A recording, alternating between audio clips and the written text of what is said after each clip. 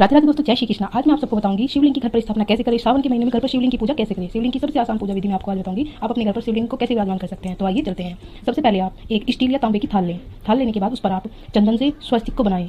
शिव जी को सावन का महीना और जल अभिषेक अति प्रिय होता है। सावन के महीने में शिव जी का जल अभिषेक हर किसी को करना चाहिए, और जो मंदिर नहीं जा सकते वो घर पर ही इस तरह अपनी पूजा विधि को संपन्न कर सकते हैं, बड़ी आसान तरीके से। यदि आपके पास चंदन नहीं है तो आप हल्दी से भी स्वस्तिक बनाकर शिव जी की मूर्ति को या शिवलिंग को स्थापित कर सकते हैं।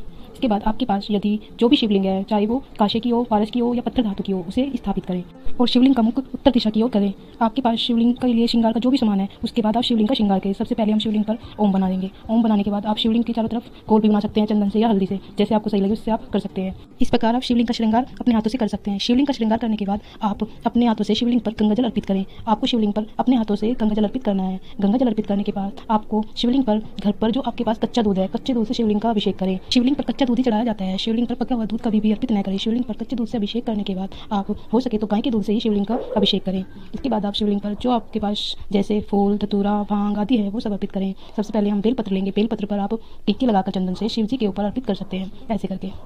उसके बाद आप शिवलिंग पर जितने चाहे बेलपत्र चढ़ा सकते हैं, 9, 10, 11, वो आपकी श्रद्धा पर है। आपके पास जितने बेलपत्र हैं आप शिवलिंग को अर्पित कर दें। उसके बाद आप शिवलिंग पर फूल अर्पित करें। फूल अर्पित करते हुए आप ओम नमः शिवाय, ओम नमः शिवाय, ओम नमः शिवाय का जाप करते रहें। याद रहे शिवलिंग पर अर्पित किया हुआ जल, दूध, फल फूला किसी भी पौधे में दे सकते हैं, लेकिन तुलसी में आपको ये सब नहीं देना है। आपके पास जो भी फल और फूल हैं वो आप एक एक करके शिवलिंग को अपनी श्रद्धा अनुसार अर्पित कर सकते हैं। शिवलिंग पर बेलपत्र फूल अर्पित करने के बाद आप शिवलिंग पर फूल के साथ मदार का फूल भी अर्पित कर सकते हैं। भांग, धतूरा जो भी आपको मिले वो सब आप शिवलिंग पर अर्पित कर सकते हैं। भांग के साथ साथ आप शिवलिंग पर कोई फल, जो भी फल आपके पास उस समय हो, आप वो फल भी शिवलिंग पर अपनी श्रद्धा के अनुसार अर्पित कर सकते हैं।